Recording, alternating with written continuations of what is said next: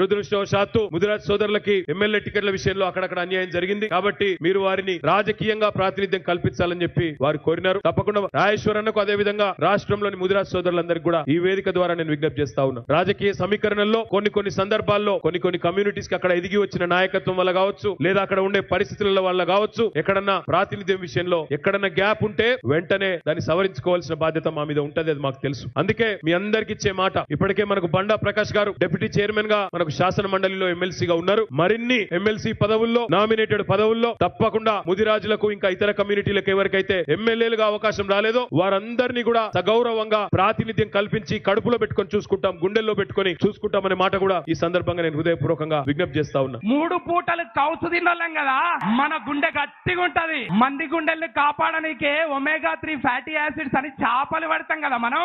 అరే చేపలు తిని మీ గుండె అట్లుంటే చేపలు పట్టే మా గుండెలు ఎట్లున్నాయి? బాధపడుతున్నామన్నా, బాధపడుతున్నాం. 20 ఏళ్ల కింద ఈయన్నే కాసాని జ్ఞానేశ్వర్ అన్న పెట్టిండు. మళ్ళీ 20 ఏళ్ల తర్వాత 2003లో పెడితే 2023లో ఇలా ఆత్మ గౌరవ సభ పెట్టుకున్నాం. ఈ 20 ఏళ్లలో ఏం జరిగిందన్నా? ఏం జరగలేదా ముదిరాజులకు? ఏం జరగలే. మళ్ళీ ఇంకా 2043లో మళ్ళీ ఇంకొకసారి ఆత్మ గౌరవ సభ పెట్టుకోనికున్నామా? ఏం కావాలి ముదిరాజులకు? ఒక్కటే ఉదాహరణ చెప్తా అన్నా, ఒక్కటే ఉదాహరణ చెప్తానే. చేన్ల పంట, ఒక రైతు పంట వేస్తే దానికి ఒత్తుగా మలిసిని చూసి ఎరువు ఎక్కువేస్తాం. మేమంతా ఒత్తుకున్నామన్నా, మమ్మల్ని చిత్తు చేయకుండే. మేమంతా 50-60 లక్షల జనాభా ఉంటే ఆ 115 స్థానాలలో ఒక్కటి పెట్టలేరేందన్నా? ఈ వేదిక ద్వారా అడుగుతున్నా. నిన్న గౌరవనీయులు కేటీఆర్ గారు మాట్లాడుతూ కామారెడ్డి సభలో ఏమంటున్నారంటే, మేము పొట్టలు పెట్టి చూసుకుంటాం, మేము పదవులు నామినేటెడ్ పోస్టులు ఇస్తాం. నామినేటెడ్ సప్పగుంటాయి, పోటీ పడే పదవులు ఇండే. మేము లేమా? కుల బలగం లేదా? మరి కులం ఎక్కుంటే కుర్చీలు వస్తున్నాయి కదా, మరి మా కులం ఇంతున్నా కూడా ఒక్క కుర్చీ కూడా గెలుచుకోలేమా అన్న?